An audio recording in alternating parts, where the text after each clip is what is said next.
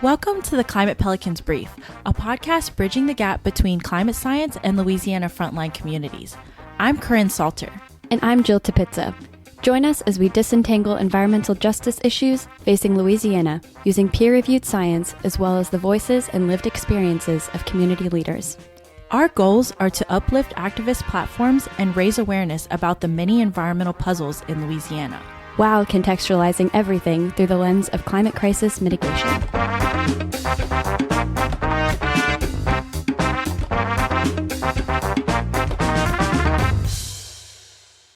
Welcome to another episode of Climate Pelicans Brief.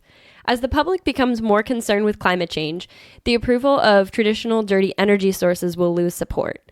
This loss of support will necessitate an energy transition to cleaner energy sources that do not contribute so egregiously to the climate crisis. Essentially, this growing concern for climate change will create a new market for clean energy and its producers as a response to combat this crisis. And if there's one thing that the fossil fuel industry has shown us, it's that they will do anything to turn a buck. Unethically, amorally, you name it, they just see dollar signs at the end of the day. So it should come as no shock that the same perpetrators of the climate crisis would seek to capitalize off the emerging climate-concerned market. How will they do that? Well, remember that the fossil fuel industry is no stranger to deception. In fact, they are the very industry that tried to convince us that climate change was a hoax in the first place and hide evidence of its very existence. So they'll use similar deception tactics to continue to capitalize off their dirty ventures, even as concerns for climate change grow. With that being said, it's going to become increasingly more important to be wary of attempts by the fossil fuel industry to continue to capitalize off their dirty ventures by touting them as clean. So in this episode today, we're going to elaborate on the dirty energy sources that industry has been and will even more rampantly try to masquerade as clean energy solutions in order to illusion the public and maintain public favor, aka the public dollar, as climate concerns grow stronger. We'll touch on some of the most prevalent sources of dirty energy and how they differ from solutions for climate change mitigation, not including carbon capture, use, and sequestration, which we discuss in its own episode. We'll define what dirty energy is and what clean energy is, and build upon our understanding of those terms to provide you with examples of which energy solutions aren't clean energy, and how industry mystifies the public, aka you and me, into believing them to be clean. And you'll want to listen close because the examples we provide are all ones that are already planning to be implemented or are past implementation and will even be expanded throughout Louisiana. To keep yourself from getting tricked and to keep our community as a whole from falling for the same dirty energy schemes that got us into this climate crisis to begin with, stay tuned. So let's dive right in. Okay, first off, let's start with the foundational terminology. What is clean energy and how does it diverge from dirty energy? Well, firstly, obviously, they are complete antonyms, clean and dirty, that is. Right. Very surface level and easy to tell that they are totally different. But with fossil fuel industry and their history of diversion and deception, the two have become very hard to differentiate. But we hope you'll walk away with a strong understanding of how the industry mystifies the public to masquerade their dirty energy ventures as clean. This has become further problematized by the creation of the Inflation Reduction Act, which has allocated billions of dollars to clean energy solutions. And the fossil fuel industry would love to use some of that money, which is meant to curb climate change, to continue their business as usual. Business as usual, Naughty boys. Not surprising at all. But dirty energy is basically any source of energy that contributes to the warming of our planet, which in turn intensifies weather events and natural disasters. You can go back and listen to our episode on what's the deal with 1.5 if you want a kind of refresher on that. But today we're going to continue talking about what dirty energy is. So the production and use of this energy releases harmful emissions into the atmosphere, which escalates the greenhouse gas effect and leads to climate change. Again, like I said, give that What's the Deal with 1.5 episode a listen to refresh your memory on this. But yeah, it's also not renewable and usually created by drilling, mining, and burning of fossil fuels, which are fossilized remains that have been there for millions of years and won't be coming back anytime soon, that's for sure. becoming more and more expensive as sources deplete, and depleting sources require more to extract. So it's always more expensive because, like I said, it's not going to be coming back anytime soon. And so the fact that we're depleting it at such a rampant rate means that it's only going to become more expensive. And fossil fuels include petroleum, natural gas, and coal. So not very sustainable, fossil fuel based, and contributes to climate change by releasing CO2 and methane, which causes greenhouse gas effect. I like that you said that they're not coming back anytime soon. It's like, these were dinosaurs and they are not coming back. Never, ever. Jurassic Park, we love you. It's not real. Right. It's not going to be real. Actually, side tangent. Today I was doing some taxonomic identification of invertebrates, and I Googled this one type of weird crustacean called an amphipod, and I Googled like the family name, which was Megaleuropidae, and I spelled it wrong, and like the Google image search results was like dinosaurs. And I was like, you were like, wow. No. You're like, I've discovered something amazing. That can't be right. Okay, but pulling it back on track. Okay, so we covered dirty energy, yes, but we're going to talk about clean energy for a minute here. Clean energy, by definition, is renewable. Mm-hmm. Clean energy comes from natural sources which replenish themselves on their own, such as the wind, sun, and water. It's a safer alternative to the destructive and extractive reliance on fossil fuels and the future of a clean energy transition. So yes, think renewable things. By the way, the water that was on this planet was on this planet when dinosaurs roamed the earth. Yeah. You could be drinking dinosaur pee right now. I never thought of that, but now I will never Don't unthink think too hard about it. Now I can never unthink it. Okay, so according to the U.S. Energy Information Administration, in 2022, the U.S. reached a record high in natural gas consumption at 13.2 quads compared to 12.1 quads the year before. Fossil fuels accounted for 79% of total U.S. energy consumption in 2022. So quite significant. Ooh, that's a lot. Yeah. 79%. Not great. We mentioned some of the obvious dirty energy sources, which are fossil fuel based, the ones that you can identify at this point, petroleum, natural gas, and coal. But why do we need to demystify the energy sources that are being touted as clean, but are actually dirty?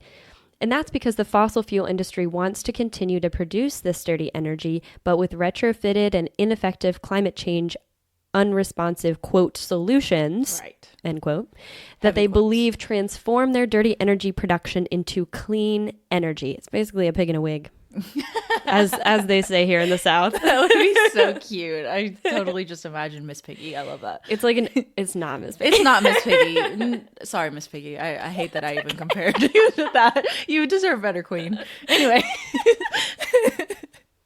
Anyways, so basically they're using and producing the same fossil fuel sources, but they use additive methods that scrub some of their emissions, methods which they are trying to claim make it clean, but it's still the exact same production, it's still the exact same uses, it's still the exact same sources, but just with a greenwashed scheme to it. Okay.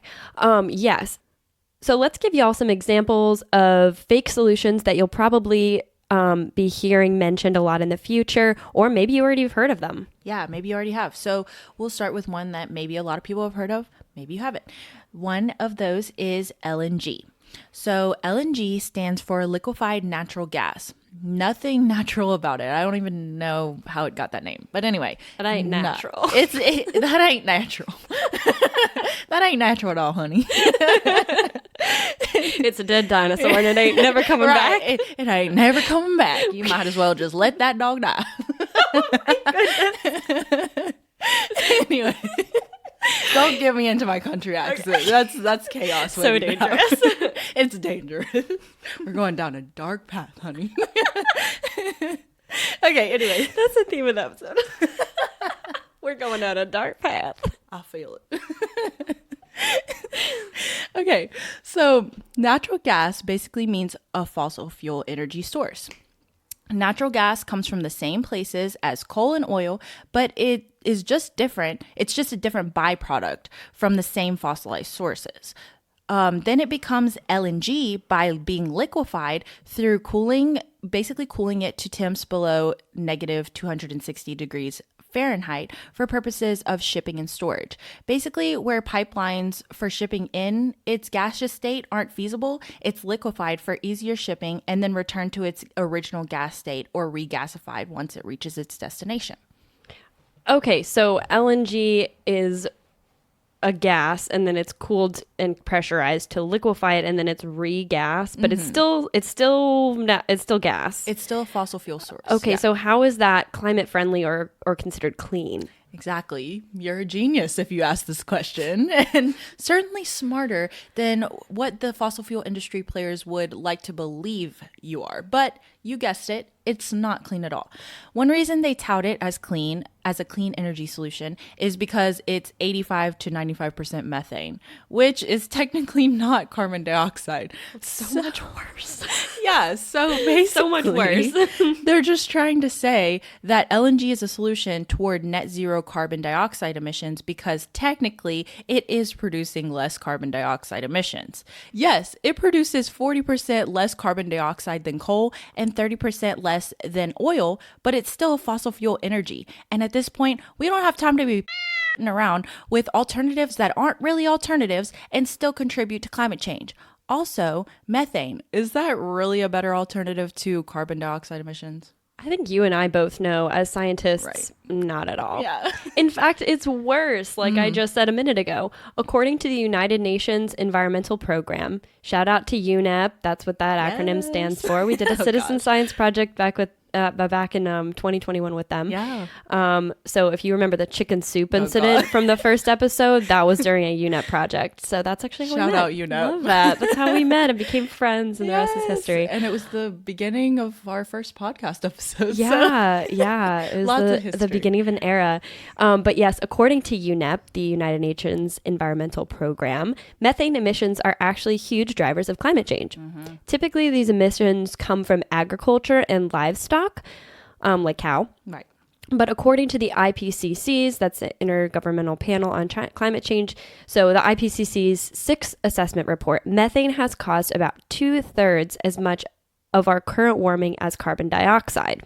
Wild. Yeah, that's a lot. So we've been really talking about CO2 up to this point, but there's actually a whole bunch of different carbon-based gases that contribit to climate change. Exactly. And methane is a super powerful greenhouse gas, and while it doesn't have the same lifetime and abundance as CO2, so it doesn't stay quite as long as a molecule, and it's not as abundant, there aren't as many molecules in our atmosphere, it is far more effective at trapping heat than CO2.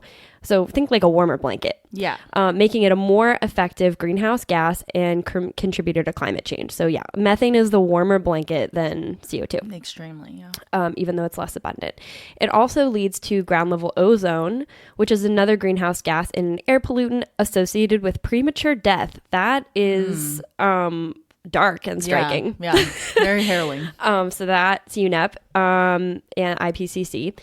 So according to another study, ozone reduction through methane emission reduction is estimated to prevent about 30,000 premature all-cause mortalities globally in 2030 and about 370,000 between 2010 and 2030. Yeah. And since methane is the primary contributor to ground level ozone, methane emissions lead to premature death, and reducing it would reduce premature deaths.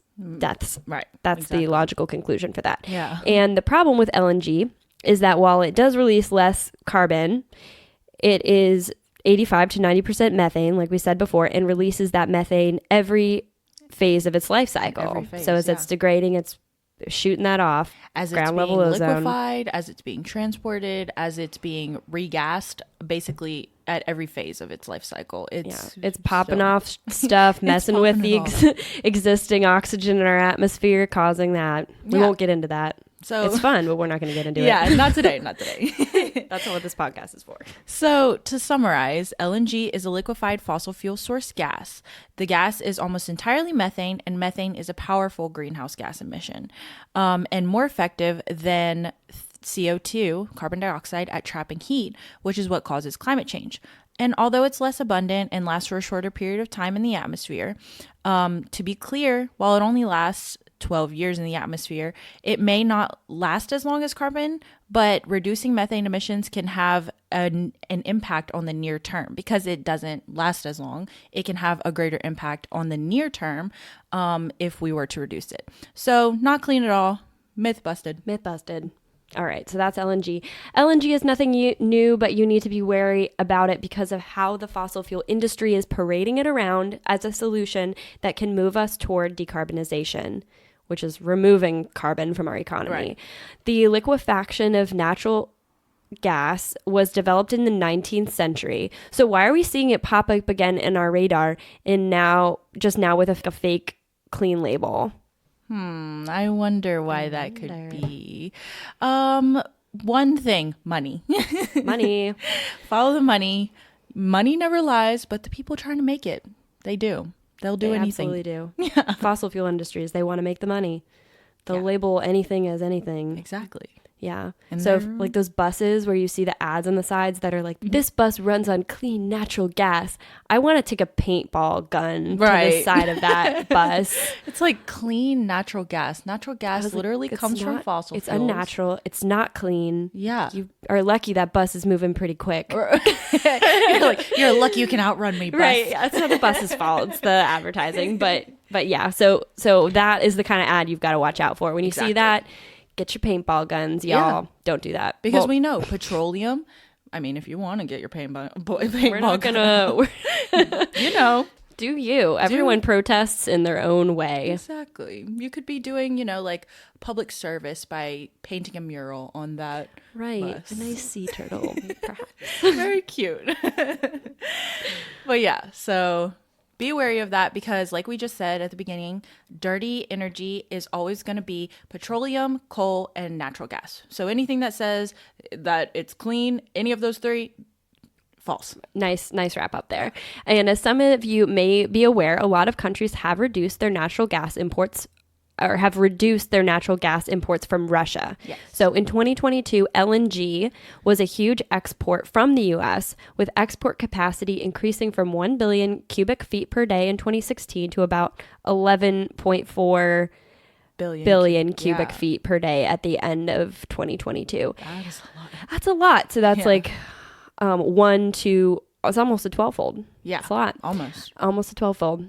In 2016, total U.S. LNG exports averaged 500 million cubic foot per day to 17 countries. And in 2022, U.S. LNG exports averaged 10.59 billion cubic feet per day to 34 countries and accounted for 56% of total U.S. natural gas exports. Basically, so the bottom line from all of these numbers is that the U.S. took advantage of this opportunity that they're claiming is clean energy to capitalize off the reduced reliance of European countries on Russia for natural gas imports. It sort of filled that void. Yeah. Not in a good way. Yeah, not some in a good voids, way. Like some silences are good. Like you don't have to always like fill that. Right, yes. But the U.S. did, and that's capitalism. Yeah, that's how it works. And so, like we said, you might be hearing about LNG. You might already have heard about it, but it's really prevalent, especially here in Louisiana, with a lot of LNG facilities and pipelines being established here in Louisiana or being expanded in some way or another. So just be wary of that because it's not natural whatsoever. It's not clean. It's very dirty and very dangerous. It ain't natural. It ain't natural. It always comes back to money. So, in fact, LNG exports are even expected to increase even more in 2024, according to the EIA. And you can probably guess where a lot of these LNG facilities have found their home. And yep, like I said, right here in Louisiana. So 3 of the nation's LNG export terminals are already here, and 10 more are expected to be established within the next decade. So wetlands are being threatened too by these LNG terminals. Our wetlands provide crucial flooding protection and shoreline erosion control. 2 things that we really cannot afford to be losing, and not to mention the wide range of species that find their home in these wetlands. A lot of those species being crucial to Louisiana's seafood industry, which is integral to our economy. Calcasieu and Cameron parishes have seen the brunt of LNG's devastation, with 10 LNG terminals built or proposed in these parishes. That's 3,634 acres of wetlands that are going to be suffering at least temporary effects or even be destroyed, according to the Oil and Gas Watch analysis of Federal Energy Regulatory Commission data. And wetlands are not something that are easily restored, even if the effects are temporary. It can take years or sometimes generations for a formerly pristine wetland to return to what it once was. And that includes its ability to provide flood protection, clean water, and habitat it once provided to nearby residents and wildlife. So these LNG terminals are not good for us, and we are only going to be seeing them more and more as the U.S. ramps up production for export to European countries in 2024 and in the onset of our future, unfortunately. Don't mess with the wetlands. I'm not going to pop off about this. This is totally my area. You cannot, like, those wetland restorations that are occurring, they are expensive. Not only are they difficult, but they're very expensive. And that comes out of the taxpayers' money. Exactly. It comes out of, like, the money that we have allocated for coastal restoration. Exactly. They're expensive. They take a long time. A lot of them fail, unfortunately, just because. And you know who's not paying taxes? Folgers. Folgers. Just kidding. Literally any fossil fuel industry here, all these new LNG plants, they're going to be considered probably exempt from paying almost any taxes. 100%. So they're not paying taxes, and then we're paying taxes. Our tax money is going into the wetland restoration, which we absolutely need. I'm not saying that we don't. It's just that we wouldn't need it as severely if it weren't for these LNG terminals. They're definitely exacerbating an already really large problem. Exactly. So there we have it. LNG, super problematic. Not clean at all. What is next on our list of false solutions that are dirty but being portrayed as clean? Let's get into the rainbow of hydrogens. Ooh, yes. Okay, so the rainbow hydrogens. Since we talk about carbon capture and sequestration, let's talk about something that is somewhat similar to CCS in that way. It's actually a really confusing one. Not gonna lie, it's called blue hydrogen. But we'll break it down. Yeah, we're gonna break it down. Don't worry. It was confusing to me too whenever I was researching all of this. So we're here for you. We got you. So it sounds clean, but it's not. Shocking. No, but it's not clean at all. Yeah, it sounds clean because I don't know. I associate blue with the ocean. And we'll say for all the oil spills through no fault of the oceans, I think that the ocean is a place of cleansing and, water is life. So blue must be good. Anyways, not clean when it comes to hydrogen. No. Can you elaborate on that at all? Yeah. So actually that was a tricky question to answer upon first glance, kind of like how you felt. I was like, blue hydrogen, is it clean? Is it not?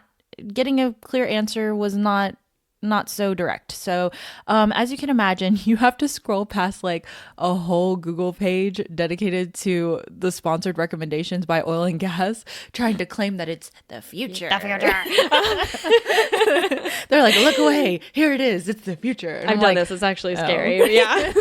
It's really frustrating. No wonder the public is confused about it. Exactly. Like I literally had to scroll through, like I said, an entire web page. Like it wasn't just like the first 3 recommendations. It was the whole first page of Google, literally. And so once you get past that, you actually find a Cornell Chronicle article that's titled Point Blank, Touted as Clean, Blue Hydrogen May Be Worse Than Gas or Coal. And I don't know, that's pretty telling. Yeah, if you can make it all the way down that page and be like, okay, these all say sponsored by Shell, right. So maybe I shouldn't click on them. That seems biased. Exactly. But once you get there, it's okay. Even if you don't do that, we did it for you. You got to go through that tunnel, but we did it. So, all right. So we're going to continue. And so the article actually reads blue hydrogen, an energy source that involves a process for making hydrogen by using methane in natural gas, may harm the climate more than burning fossil fuels. Wow. Okay. So where's the hydrogen in that? It's hiding behind our dirty players that we have already talked about. Exactly. And of course we'll have this article in the show notes along with some other sources, but that's a pretty big statement to put out. And it was actually Cornell and Stanford University researchers making this claim that blue hydrogen is worse than fossil fuels. So pretty good sources there for you. Not a solution at all. Blue hydrogen is not the exciting solution that a lot of companies will tout.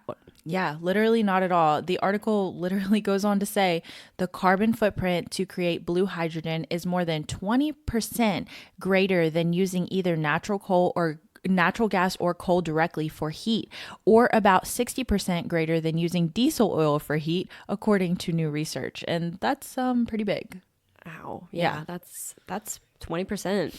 That's not a small percentage. It's not a small amount. And to be worse than the typical aggressors that we're already using now, I don't think that's the future for clean energy. Yeah, that 20% number sounds really familiar because that's like the approximate percentage that like carbon capture.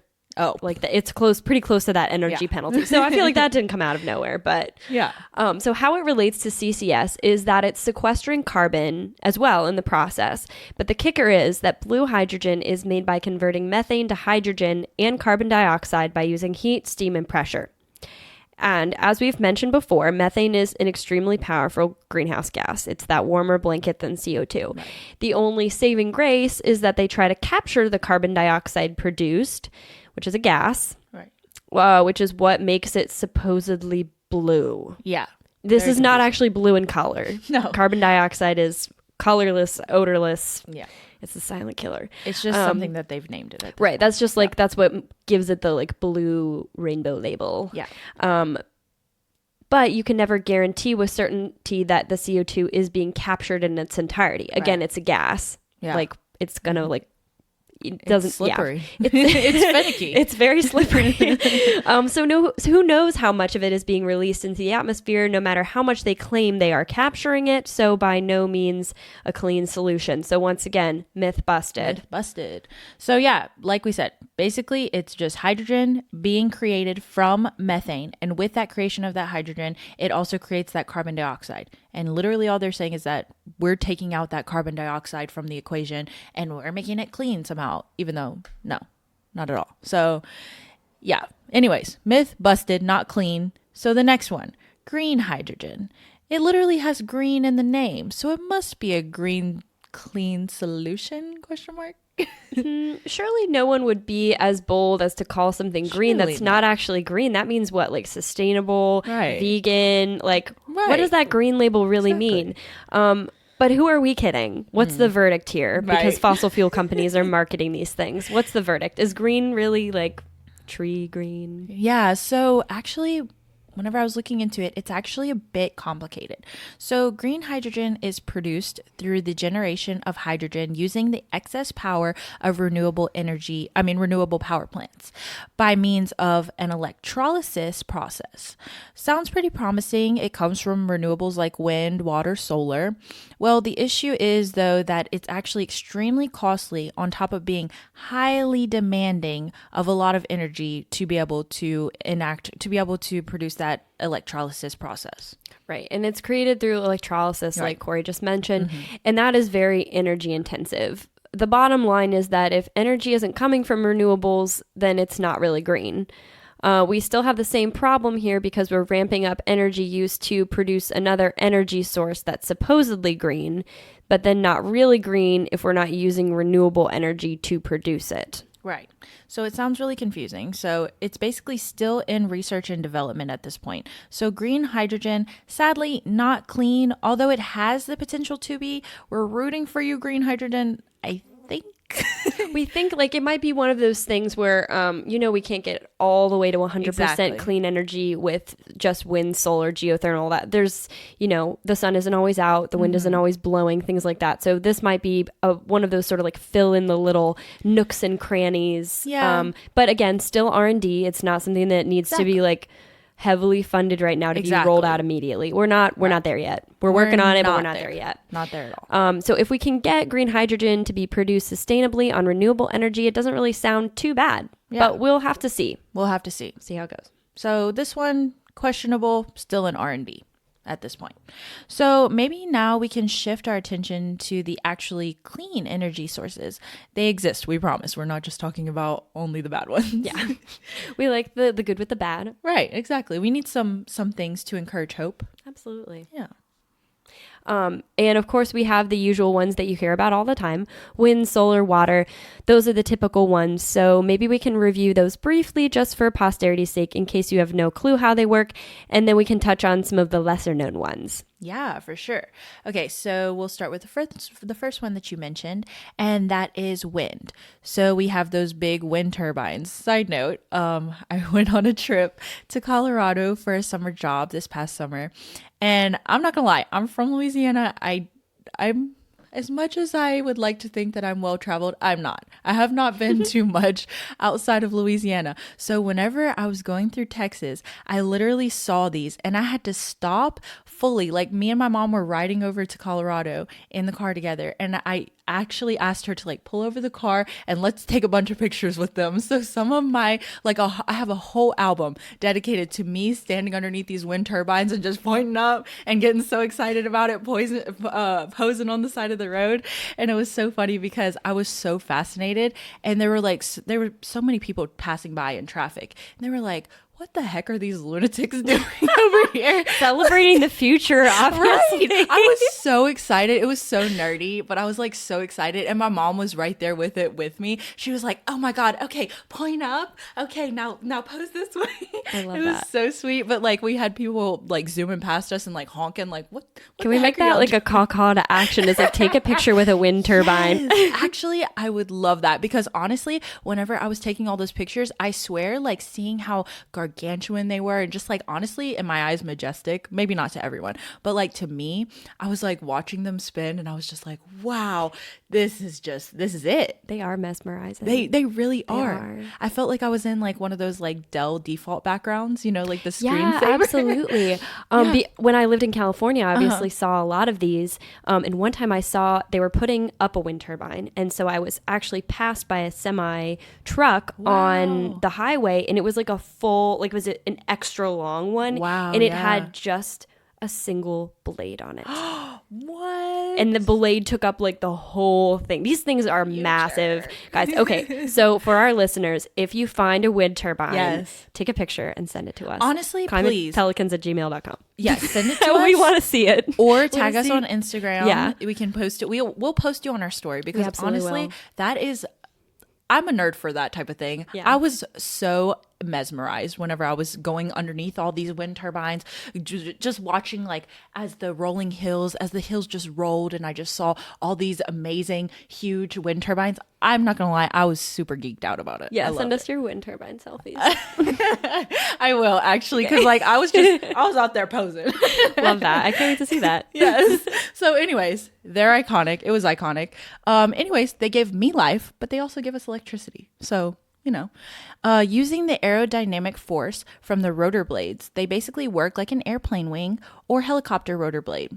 When wind flows across the blade, the air pressure creates a lift on one side and a drag on the other, which rotates the blades and, as you can probably imagine, produces energy to power a generator and creates electricity.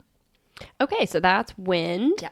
That is wind. It's basically like that generator is kind of the starting point for like what all energy from all electricity is produced from. Exactly. So whether or not you're burning something or you're using the wind, it's kind of the same process. Once you get to that, generator, you get electricity. Yep. So that's wind. What's next? Solar. Solar technologies convert sunlight into electrical energy through photovoltaic panels or through mirrors that concentrate solar radiation. Yep. Photovoltaic is just the process of converting light, so which is photons, to electricity as voltage. Right. Solar can also provide energy naturally by producing thermal energy, which can provide heat and doesn't require all that fancy technology. But it's actually not too fancy at all, and it is super cost competitive at this point in time, actually being the cheapest form of renewable energy out there and applicable to every country. Yeah. So there's like this running myth. It was real at one point in time. It was real that solar is really expensive. It's really expensive to get solar panels, and like while it might be still expensive to get solar panels on your house, although there are tax credits for that now that can really dampen the cost a lot. This was true maybe 10, 20 years ago. A while back. And Europe actually got into the market really early, kind of hit the brunt of like all of this.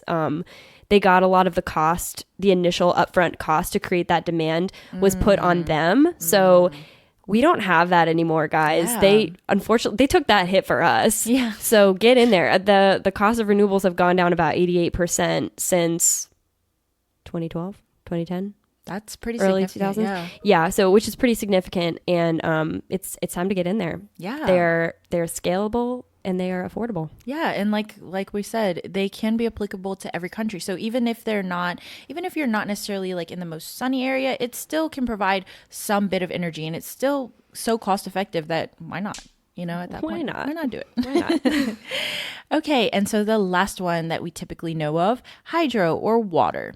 Well, similar to wind power, turbines are often used to harness the natural energy that comes from the water's natural flow patterns. The water flows through and pushes the turbine blades, which in turn spins a generator and produces electricity. Okay, yeah, and there's some caveats to this one. Obviously, they do have an impact on the ecosystems that they are around. Yes. Those big retention ponds often have a whole slew of environmental issues that are associated with that. But the water itself, it is not actually, it's technically renewable in that way, but it is considered it's not a dirty energy, but it is, we'll put an asterisk by it for now. We can dig into that at some other time. But it is technically renewable. Mm-hmm, technically. Because water is neither created nor destroyed. I like that. Yeah. So yeah, I'm glad that you mentioned that, because that's definitely a necessary caveat to say, is that it's not something that doesn't come without its flaws. Right. Just because it's clean does not make it perfect. Yeah. Yeah. But the solutions that we have now, the false solutions that we've been touted, right. definitely There's a huge difference between these clean energy options and the fake dirty ones.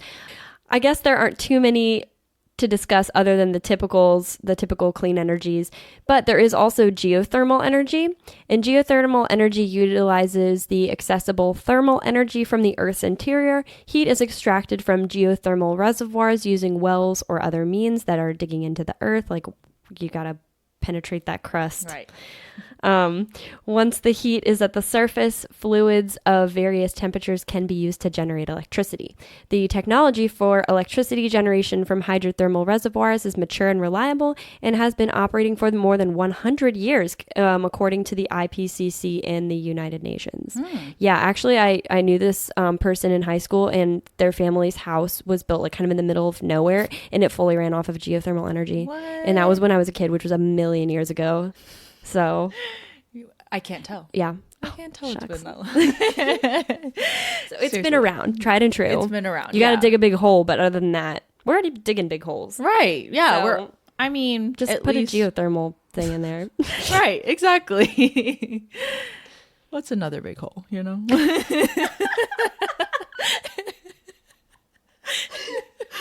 We are very silly today. Can you tell that I had a Red Bull and candy corn for lunch? Oh my gosh, I'm not gonna lie. I'm running on 2 hours of sleep right now, girl. Oh man. That's just how we roll.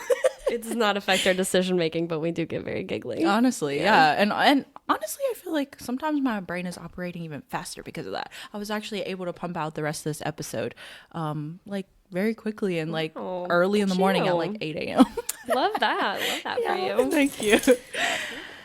Okay, and so this is all pretty cool. Even though we have all these fake solutions to be worried about, we also have a lot of real solutions to be excited about. And hopefully we've empowered you to call out the fakes for what they are and start a discussion about moving to renewables, which we need to do to ensure our future in the climate fight. So use this info and go forth and conquer, you little pelicanlings.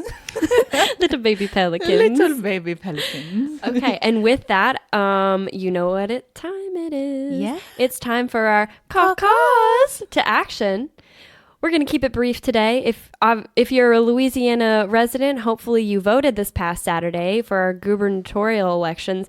You know, we have a lot of problems coming up in the environment, but I'm really glad that we still have words like gubernatorial that we can use. That's great. For future elections, if you don't have it already, I highly recommend getting the Go Vote app. That's GEAUX Vote. You can use it on iPhone or Android, so it is comprehensive. Mm-hmm. You just type in your voter ID information, and it'll give you sample ballots for your voting district, and it'll tell you your polling location, your elected officials, and the election results, and it will even plug election dates into your device's calendar so you don't accidentally miss them. Yeah.